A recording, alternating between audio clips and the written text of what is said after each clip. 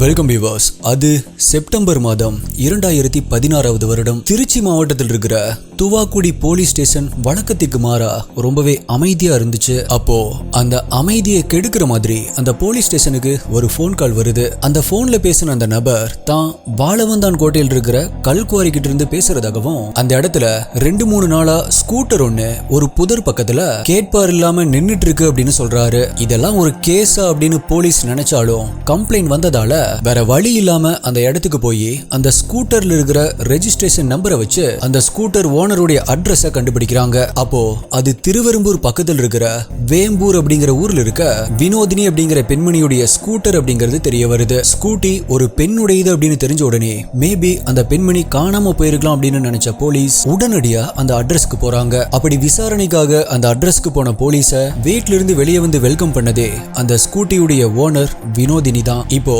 வினோதினியை பார்த்து நிம்மதி பெருமூச்சு விட்ட போலீஸ் உங்களுடைய ஸ்கூட்டர் காணாம போயிருச்சா அப்படின்னு விசாரிக்க ஆரம்பிக்கிறாங்க. அப்பதான் வினோதினிக்கு தெரிய வருது, காணாம போனது ஸ்கூட்டர் மட்டும் இல்ல, அந்த ஸ்கூட்டரை ஓட்டிட்டு போன அவங்களுடைய கணவரான தங்கதுரை தான் அப்படின்னு. செப்டம்பர் 7, 2016 அன்னைக்கு அந்த ஸ்கூட்டரை எடுத்துட்டு போன தன்னுடைய கணவர் இன்னுமே வீடு திரும்பல அப்படின்னும் அவருடைய போன் ஸ்விட்ச் ஆஃபா இருக்கு அப்படின்னு சொல்லியிருக்காங்க. இப்போ தன்னுடைய கணவர் ஓட்டிட்டு போன அந்த ஸ்கூட்டர் மட்டும் அனாதையா கிடக்குது அப்படின்னு தெரிஞ்ச உடனே தன்னுடைய கணவரை காணோம் அப்படின்னு திருவெரும்பூர் போலீஸ் ஸ்டேஷன்ல மிஸ்ஸிங் கம்ப்ளைண்ட் ஒன்னு ஃபைல் பண்றாங்க. அப்படி அவங்க கம்ப்ளைண்ட்டை ஃபைல் பண்ணும்போதுதான் காணாம போன தங்கதுரை திருவெரும்பூர் முன்னாள் திமுக எம்எல்ஏவான சேகரன் அப்படிங்கிறவருடைய மச்சான் அப்படிங்கிறது போலீஸ்க்கு தெரிய வருது. இப்ப காணாம போன தங்கதுரை பொலிட்டிக்கல் பேக்ரவுண்ட் உள்ளவர் அப்படின்னு தெரிஞ்ச உடனே போலீஸ் ரொம்பவே தீவிரமா தேட ஆரம்பிக்கிறாங்க. அடுத்த சில நாட்கள்ல திருவெரும்பூர் பக்கத்தில் இருக்கிற கிருஷ்ணசமுத்திரம் அப்படிங்கிற ஊர்ல ஒரு டெட் பாடிய யாரோ புதைச்சு வச்சிருக்காங்க அப்படிங்கிற தகவல் போலீஸ்க்கு கிடைக்குது. உடனே அங்க போன போலீஸ் ஒரு வாய்க்கால்ல புதைச்சு வச்சிருந்த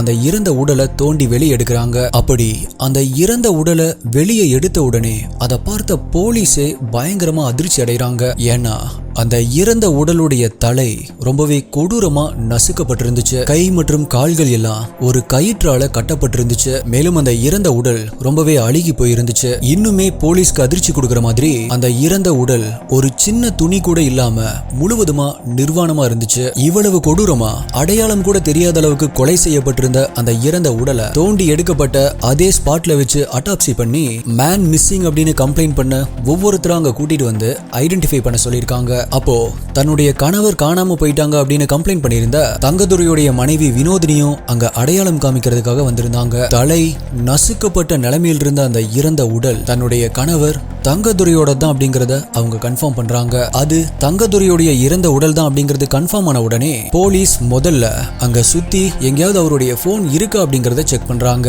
ஆனா அவருடைய போன் எங்கேயுமே இல்ல, போன் மிஸ்ஸிங். அவருடைய போன் நம்பரை வச்சு அவரு கடைசியா யார் யார்கிட்ட பேசியிருக்காரு அப்படிங்கறத செக் பண்றாங்க. அதே சமயத்துல அவருடைய IMEI நம்பரை வச்சு இப்ப அவருடைய போன் ஆக்டிவ்ல இருக்கா அப்படிங்கறதையும் தேடி பாக்குறாங்க. அப்படி தேடும் பொழுதுதான் போலீஸ்க்கு ஒரு மிகப்பெரிய ஆச்சரியமும் அதிர்ச்சியும் காத்துட்டு இருந்துச்சு. அப்படி என்ன ஆச்சரியம் அப்படின்னு தானே யோசிக்கிறீங்க. தங்கதுரை தன்னுடைய போன்ல இருந்து கடைசியா எந்த நம்பருக்கு கால் பண்ணியிருந்தாரோ அந்த நம்பர் உள்ள சிம் கார்டு தான் இப்போ தங்கதுரையுடைய போன்லயே இருந்துச்சு. அதுவும் அவருடைய இறந்த உடல் கிடைச்ச அதே ஊர்ல தான் அவரோட போன் அவர் லாஸ்டா கால் பண்ண அதே சிம் கார்டை போட்டு யாரோ யூஸ் பண்ணிட்டு இருக்காங்க அப்படிங்கறத போலீஸ் கண்டுபிடிக்கிறாங்க. உடனடியா போலீஸ் அந்த போனை யாரு வச்சிருக்காங்க அப்படின்னு அந்த ஆளை கண்டுபிடிச்சு விசாரிக்கிறாங்க. போலீஸ் அவனை கண்டுபிடிக்கும் போது அவனை பாக்குறதுக்கே 16 வயது நிலை படத்துல வர சப்பானி மாதிரி நோஞ்சானா இருந்தான். ஆள் பாக்குறதுக்கே சரக்கு கை மாதிரி தான் இருந்திருக்கான். ஆரம்பத்துல தங்கதுரை எனக்கு யாருன்னே தெரியாது, இந்த போன் எனக்கு கீழே தான் கிடைச்சது அப்படின்னு சொன்னவன் போலீஸ் அவங்களுடைய பாணியில கவனிச்சதும் தங்கதுரை என்னுடைய சின்ன வயசுல இருந்து கூட படிச்ச நண்பன் தான் அப்படின்னும் அவனை நான் தான் கொலை பண்ண அப்படின்னு ஒத்துருக்கான். தன்னுடைய நண்பன் தங்கதுரைய மட்டும் இல்ல, தன்னை பெத்து வளர்த்து ஆளாக்குன தன்னுடைய அப்பாவையும் கொடூரமான முறையில நான் தான் கொலை பண்ண அப்படின்னு சொல்லி போலீஸ்க்கு இன்னும் கொஞ்சம் பிபியை ஏற வச்சிருக்கான். அது மட்டும் இல்ல, தன்னுடைய மனைவி காணாம போயிட்டதாகவும் அவளையும் கண்டுபிடிச்சு கொல்றதுக்காக கொலை வெறியோட சுத்திட்டு இருக்கேன் அப்படின்னு சொல்லியிருக்கான். தன் கூட சின்ன வயசுல இருந்து பழகிட்டு இருந்த நண்பன், பெத்து வளர்த்த அப்பா அப்படின்னு இவங்க 2 பேரையுமே கொடூரமா கொலை பண்ற அளவுக்கு என்ன நடந்திருக்கும். தன்னுடைய காணாம போன மனைவியை கண்டுபிடிச்சு கொல்லணும்னு துடிக்கிறதுக்கு என்ன காரணம்? இந்த 2 கொலைகளுக்கும் இவனுடைய மனைவி காணாம போனதுக்கும் ஏதாவது சம்பந்தம் இருக்குமா? இது வரைக்குமே நான் சொன்னதை வச்சு இதுதான் காரணமா இருக்கும் அப்படின்னு உங்களுக்கு ஏதாவது அசம்ஷன் வந்துச்சு அப்படின்னா அந்த எண்ணத்தையே தவிடுபொடியாக்கி வேற லெவல் ட்விஸ்டோட இருக்க போகுது இந்த கேஸ். நீங்க பார்த்துட்டு இருக்கிறது சரவணன் டிகோட்ஸ். நான் உங்கள் சரவணன். வாங்க இன்னைக்கு வீடியோக்குள்ள போலாம்.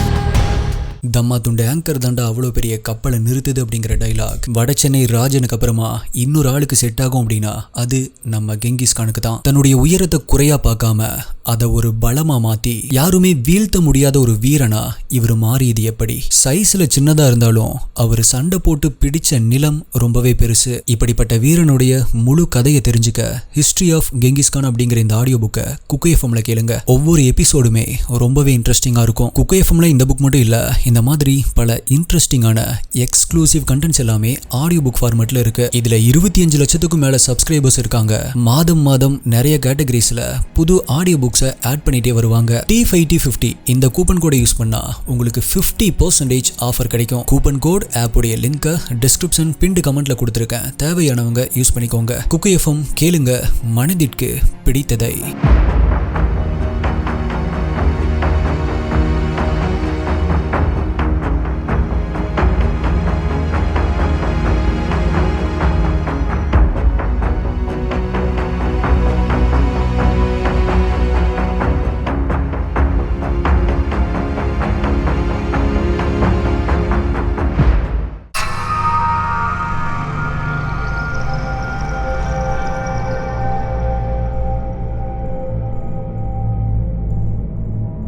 தங்கதுரை கொலையை பத்தி விசாரிக்கிறதுக்காக அரெஸ்ட் பண்ண கில்லரை திருவெரும்பூர் போலீஸ் ஸ்டேஷனுக்கு கொண்டு போன போலீஸ் இன்வெஸ்டிகேஷனை ஸ்டார்ட் பண்றாங்க. அவனுமே கொஞ்சம் கொஞ்சமா கன்ஃபஸ் பண்ண ஆரம்பிக்கிறான். கரெக்டா அதே நேரத்துல திருச்சி கூத்தைப்பார் கிராமத்தை சேர்ந்த சுப்பிரமணி அப்படிங்கிறவரு வேற ஒரு கேஸ் விஷயமா அதே ஸ்டேஷனுக்கு வராரு. அப்போ லாக்அப்ல கன்ஃபஸ் பண்ணிட்டு இருந்த அந்த கில்லர் சொன்னதை கேட்டு சுப்பிரமணிக்கு ஒரு நிமிஷம் தலையே அப்படியே சுத்திருச்சு. அப்படி அந்த கில்லர் சொன்னது என்ன அப்படின்னா, தான் 2009வது வருடம் தான் முதல் கொலையை செஞ்சதாகவும், அப்படி முதல்ல கொன்னது கூத்தப்பார் ஊரை சேர்ந்த பெரியசாமி அப்படிங்கிற 75 வயது முதியவரை தான் அப்படின்னு சொல்றான்.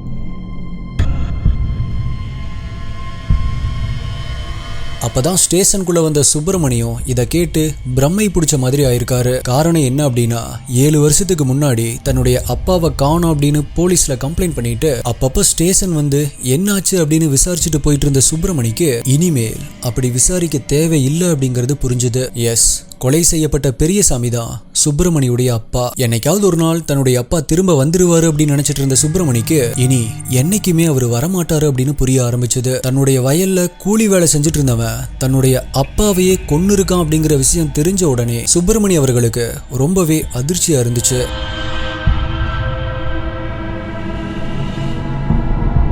இப்படி போலீஸ்க்கும் பொதுமக்களுக்கும் அடுத்தடுத்த அதிர்ச்சியை கொடுத்துட்டு இருந்த அந்த கில்லரை கூட்டிட்டு போய் போலீஸ் ஒவ்வொரு பாடியா ரெக்கவர் பண்ண ஆரம்பிக்கிறாங்க. அப்படி தங்கதுரையை புதைச்சிருந்த கிருஷ்ணசமுத்திரம் அப்படிங்கிற ஊர்லயே ஒரே நாள்ல 5க்கும் மேற்பட்ட இறந்த உடல்களை தோண்டி எடுக்கிறாங்க. அப்படி அவன் ஒவ்வொருத்தரையுமே புதைச்சு வச்சிருந்தது எல்லாமே கோயில்களுக்கு பக்கத்துல தான்.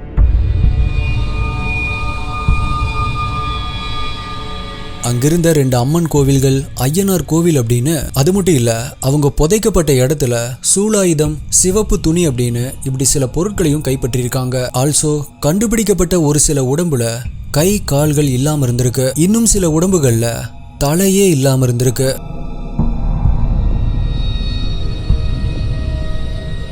ஸோ மக்கள் எல்லாருமே கண்டிப்பா இது நரபலி கொடுக்கறதுக்காக தான் செய்யப்பட்ட கொலைகள் அப்படின்னு நம்ப ஆரம்பிச்சாங்க. அப்படி இந்த கொலைகள் எல்லாமே நரபலி கொடுக்கறதுக்காக செய்யப்பட்ட கொலைகள் தான் அப்படின்னு எல்லாருமே நம்பிட்டு இருக்கும்போது, அந்த பாடிகளை புதைச்ச இடத்துக்கு பக்கத்துல கிடைச்ச டாக்டர்ஸ் பயன்படுத்துற இன்ஜெக்ஷன், சில மருந்து பாட்டில்கள் எல்லாமே இந்த கேஸை வேற ஆங்கிள் பார்க்க வச்சுது. கிடைச்ச ஒவ்வொரு பாடியிலையுமே தலை வேறையா உடம்பு வேறையா இருந்திருக்கு. அது மட்டும் இல்லாம ஒரு சில பாடிகள்ல கை கால்கள் இல்லாம இருந்திருக்கு. சோ இது ஒரு ஆர்கன் திருட்டுக்காக நடந்த கொலைகளா இருக்குமோ அப்படிங்கிற ஆங்கிள் கொலைகளையும் யோசிக்க ஆரம்பிச்சாங்க. இதை கேட்ட ஊர் மக்களுக்கோ குலை நடுங்க ஆரம்பிச்சது.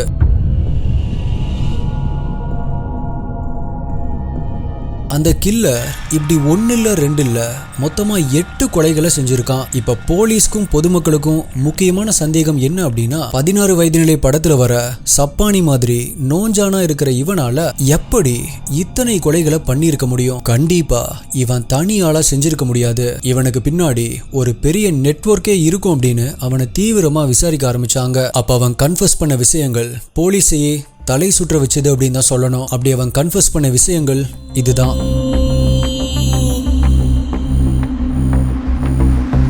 திருச்சி திருவெரும்பூர் பக்கத்தில் இருக்கிற கிருஷ்ண சமுத்திரம் அப்படிங்கிற ஊரை சேர்ந்தவன் தான் சப்பானி. 16 வயது நிலை சப்பானி மாதிரி இருப்பான் அப்படின்னு சொன்னேன் இல்லையா? ஆளு பாக்குறதுக்கு மட்டும் சப்பானி மாதிரி இல்ல, அவனுடைய பேரே சப்பானி தான். அவன் தன்னுடைய அப்பா அம்மா தம்பியோட அந்த ஊர்ல வாழ்ந்துட்டு வந்திருக்கான். வீட்டுல இருந்த எல்லாருமே தினசரி கூலி வேலைக்கு போய் சம்பாரிச்சிட்டு வர அந்த காசுல தான் அவங்களுடைய குடும்பமே நடந்துட்டு வந்திருக்கு. அப்படி இருக்கும் பொழுது சப்பானியுடைய தம்பிக்கு தான் முதல்ல கல்யாணம் ஆயிருக்கு. ஆனா துரதிருஷ்டவசமா சப்பானியுடைய தம்பி கல்யாணமான கொஞ்ச நாட்கள்லயே ஆக்சிடென்ட்ல இறந்து போறாரு.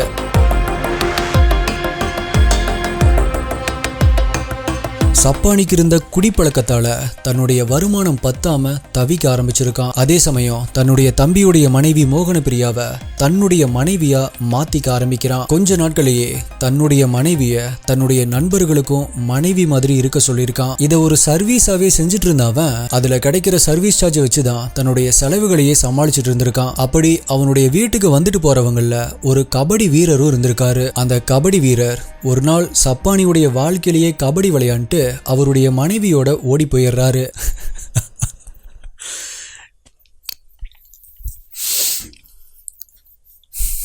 அந்த கபடி வீரரோட தன்னுடைய மனைவி ஓடி போனதை சப்பானியால தாங்கிக்கவே முடியல. சம்பாதிச்சு பொண்டாட்டிய வச்சு காப்பாத்த முடியாதவன் பொண்டாட்டிய வச்சு சம்பாதிச்சு தன்னை காப்பாத்திட்டு இருந்தான். அந்த வருமானத்துக்கும் வழி இல்லாம போனதால அவங்க 2 பேரை கொலை பண்றதையே தன்னுடைய வாழ்க்கையுடைய லட்சியமா நினைச்சிட்டு இருந்தான்.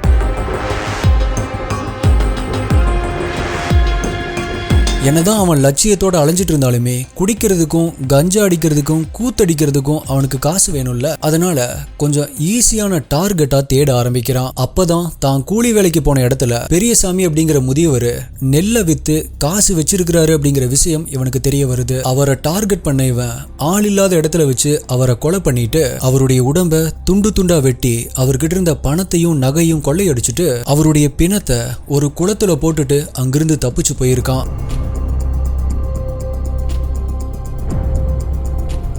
அவர் இறந்து போன விஷயம் தெரியாம கடைசி வரைக்குமே அவர் காணாம போயிட்டு தான் நினைச்சு அவரை தேடிட்டு இருந்திருக்காங்க. 2009 வருடம் பண்ண முதல் கொலையவே யாருமே கண்டுபிடிக்காததால அடுத்தது 2012 கோகிலா அப்படிங்கிற 70 வயசு பாட்டிய சிவந்தான்குளம் அப்படிங்கிற இடத்துல வச்சு கொலை பண்ணிட்டு அவங்க கிட்ட இருந்த நகையுமே கொள்ளையடிச்சிருக்கான். அடுத்ததா பாத்திமாபுரத்தை சேர்ந்த 70 வயதான அற்புதசாமி அப்படிங்கிறவரை 2012 வருடம் டிசம்பர் 28 திருச்சி NIT கேம்பஸ்குள்ள இருக்கிற ஃபாரஸ்ட் வச்சு கொலை பண்ணி அந்த உடம்ப பார்ட்டா வெட்டி டிஸ்போஸ் பண்ணிருக்கான். அதுக்கப்புறமா 3 வருடங்கள் கழிச்சு 2015 ஏப்ரல் மாதம் விஜய் விக்டர் அப்படிங்கிற 27 வயதே ஆன ஒரு நபரை கொலை பண்ணிருக்கான். அடுத்ததா நவம்பர் 15 2015 வருடம் தன்னுடைய 75 வயதான அப்பா தேக்கன் அப்படிங்கிறவர்கிட்ட செலவுக்கு காசு வேணும் அப்படின்னு அவர் போட்டிருந்த 3 கிராம் மோதிரத்தை கேட்டிருக்கான். அதை அவர் கொடுக்காததால பெத்த அப்பான்னு கூட பார்க்காம அவரையும் கொலை பண்ணி அவங்க ஊர்ல இருக்கிற மாந்தோப்புக்குள்ள புதைச்சிருக்கான்.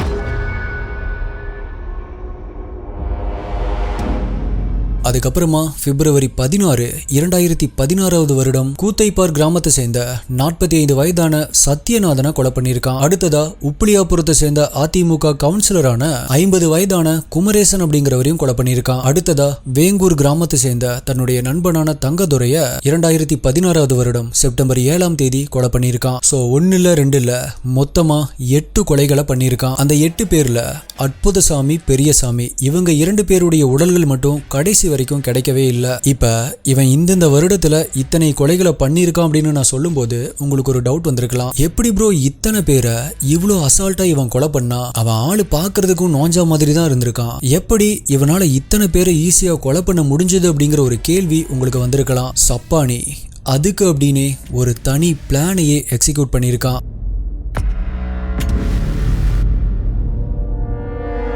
அவன் கொலை பண்ண அந்த 8 பேர்ல வயசானவங்களை ரொம்பவே ஈஸியா டார்கெட் பண்ணி கொலை பண்ண சப்பானி தொடர்ந்து குடி கஞ்சா அப்படின்னு ஓவர ஆட்டம் போட்டதால உடம்பெல்லாம் கலகலத்து போய் ஆளே நோஞ்சா மாதிரி தான் இருந்திருக்கான். அதனால பல்கான ஆளுகளை அவனால ஈஸியா கொலை பண்ண முடியாது இல்லையா, அதுக்குதான் சப்பானி வேற லெவல்ல ஒரு பிளான் வச்சிருந்தான். அவன் யாரை டார்கெட் பண்றானோ அவங்க கிட்ட ரொம்பவே க்ளோஸா பழக ஆரம்பிப்பான். அப்படி பழகி கொஞ்சம் நெருக்கம் ஆனதும் கொஞ்ச நாட்களையே அவங்க கிட்ட தனக்கு தங்க புதையல் கிடைச்சிருக்கிறதாகவும் அத அவங்க ஊருக்கு பக்கத்தில் இருக்கிற கோயில் கிட்ட மறைச்சு வச்சிருக்கிறதாகவும் சொல்லுவான். அது மட்டும் இல்ல, அதை வித்து கொடுக்க சொல்லியோ அல்லது அதை வாங்க சொல்லியோ இல்லனா அந்த புதையலை காமிக்கிறேன் வாங்க அப்படின்னு சொல்லி ஆசை வார்த்தைகளை சொல்லி அவங்கள தனியா அந்த கோயில் பக்கத்துக்கு கூட்டிட்டு போவான்.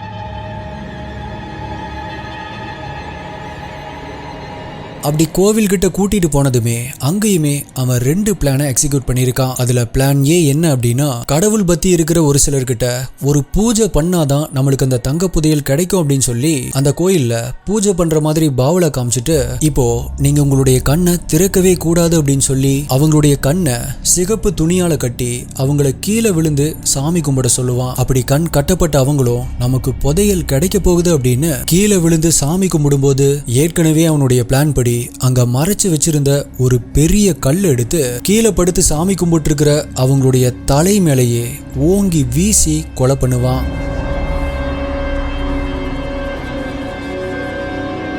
நம்மளுக்கு புதையல் கிடைக்க போகுது அப்படின்னு அந்த துணியை கட்டிட்டு கீழே படுத்து சாமி கும்பிட்டவங்களுக்கு கீழே படுத்தது மட்டும்தான் ஞாபகம் இருக்கும். ஏன் அப்படின்னா அவன் போட்டு கொலை பண்ண அந்த கற்கள் அவ்வளவு பெருசா இருந்திருக்கு. அந்த இம்பாக்ட்ல அவங்களுடைய தலை அப்படியே நசுங்கி சுக்கு நூறாயிருக்கு. இப்படி கொடூரமா கொலை பண்ணதுக்கு அப்புறமா அவங்க எடுத்துட்டு வந்த பணம், அவங்க போட்டுட்டு வந்த நகை எல்லாத்தையுமே எடுத்துட்டு அவங்களுடைய தலை கை கால்கள் அப்படின்னு எல்லாத்தையுமே தனித்தனியா வெட்டிட்டு அந்த கோயிலுக்கு பக்கத்திலேயே புதைச்சு வச்சிருவான். அப்படி புதைக்கிறதுக்காக ஆல்ரெடி அங்கேயே மண்வெட்டி கடப்பாறை அப்படின்னு எல்லாத்தையுமே ரெடியா ஒளிச்சு வச்சிருந்திருப்பான்.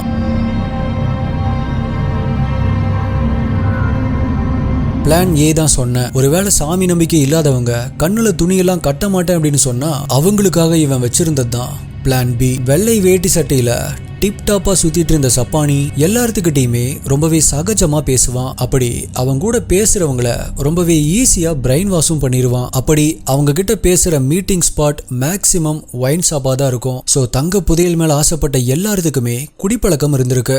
போதையில் இருக்கிறவங்களுக்கு எதா இருந்தாலும் பாத்துக்கலாம் அப்படிங்கிற ஒரு அசட்டு தைரியம் வரும் இல்லையா, அப்படிதான் அவங்களும் அவங்க கிட்ட ஏமாந்துருக்காங்க.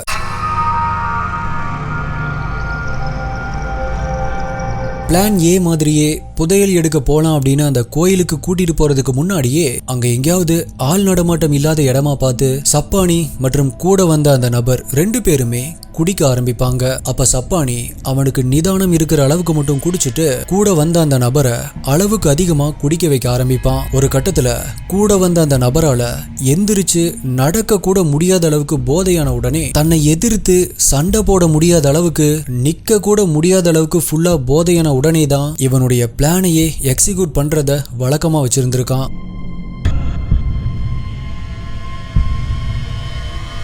அப்படி அவங்க போதையான உடனே உட்கார்ந்துட்டு இருந்த இவன் எந்திரிச்சு போய் அவன் ஒளிச்சு வச்சிருந்த அல்லது அங்க பக்கத்தில் இருக்கிற ஏதாவது ஒரு பெரிய கல்லை எடுத்து அவங்களுக்கு பின்னாடி இருந்து அவங்களுடைய தலையிலேயே வெறியோட வேகத்தோட போடுவான். அப்படி அடிபட்டதுல உட்கார்ந்துட்டு இருந்தவங்க கீழே படுத்து துடிக்க ஆரம்பிப்பாங்க. கீழே விழுந்த அவங்கள மறுபடியும் அந்த கல்லை எடுத்து பல முறை அவங்களுடைய தலையில போட்டு கொலை பண்ணுவான். பிகாஸ் சப்போஸ் அவங்க போதையில இல்லாம நார்மலா இருந்தா அவங்க இவனை ஒரு அடி அடிச்சா செத்துருவான். அப்படிதான் சப்பானி இருந்தான். அதனாலதான் கத்தி துப்பாக்கி அப்படின்னு எந்த வெப்பனுமே இல்லாம அத்தனை பேரையுமே வெறும் கல்லாலேயே அடிச்சு கொண்டு இருக்கான். ஒருவேளை அவங்களுக்கு போதை பழக்கம் இல்லாம இருந்திருந்தா கண்டிப்பா அவங்க கூட போராடி உயிர் தப்பிச்சிருந்திருக்கலாம்.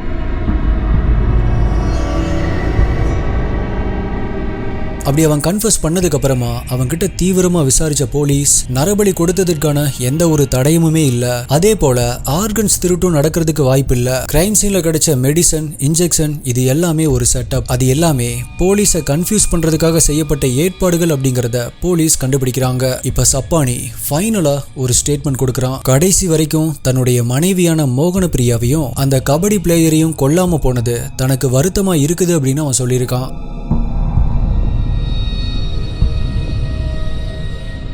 போதை பழக்கம் ஒரு மனுஷனை எவ்வளவு கீழ்த்தரமா நடத்துது பாத்தீங்களா? பெத்த அப்பா, நெருங்கிய நண்பன் இவங்களை கொலை பண்ண வச்சிருக்கு அப்படின்னா இந்த போதை பழக்கம் எவ்வளவு கொடூரமானது அப்படிங்கிறது புரியுது இல்லையா? கட்டுன மனைவியை கூட வச்சு சம்பாதிக்கிற அளவுக்கு ஒரு மனுஷனை கொண்டு போற இந்த போதை பழக்கம் நாளுக்கு நாள் அதிகமாயிட்டே தான் வருது. குடியை கெடுக்கும் அப்படின்னு சொல்லுவாங்க. அந்த குடி அவங்களுடைய குடும்பத்தை கெடுத்தா கூட அதுல ஒரு லாஜிக் இருக்கு. சம்மந்தம் இல்லாம எவனோ குடிச்சு கூத்தடிக்கிறதுக்கு மத்த குடும்பங்களை அழிக்கிறது எந்த விதத்துல நியாயம்? இந்த சீரியல் கில்லர் கேஸ்ல சப்பானியுடைய குடிப்பழக்கம் மட்டும் நடந்த கொலைகளுக்கு காரணம் இல்ல. குறுக்கு வழியில பணம் சம்பாதிக்க நினைச்ச தங்க புதையல் மேல ஆசைப்பட்டவங்க நடந்த கொலைகள்ல தானா போய் அவங்களுடைய தலையை கொடுத்திருக்காங்க. போதை பழக்கம் ஒரு மனுஷனை எவ்வளவு கேவலமானவனா மாத்தும் அப்படிங்கிறதுக்கு இந்த திருச்சி சீரியல் கில்லர் சப்பானியுடைய கேஸ் ஒரு நல்ல உதாரணமா இருக்கு. இந்த கேஸை பார்த்தா உங்களை எத்தனை பேருக்கு ரீசெண்டா நடிகர் விமல் அவர்கள் நடிச்சு வெளிவந்திருந்த விலங்கு அப்படிங்கிற வெப் சீரிஸ்ல இருக்கிற கிச்சா அப்படிங்கிற கேரக்டர் ஞாபகம் வருது? மறக்காம கீழே கமெண்ட் பண்ணுங்க. மேபி கண்டிப்பா இந்த கேஸ் கூட அந்த சீரீஸ்க்கு ஒரு இன்ஸ்பிரேஷனா இருந்திருக்கலாம். 7 வருடங்களா நடந்துட்டு இருந்த இந்த கேஸ்ல இப்ப ரீசெண்டா தான் 2023 ஆகஸ்ட் 7ஆம் தேதி அன்னைக்கு திருச்சி செஷன்ஸ் கோர்ட் சப்பானிக்கு வாழ்நாள் முழுவதும் சிறையில இருக்கணும் அப்படின்னு ஆயுள் தண்டனை கொடுத்து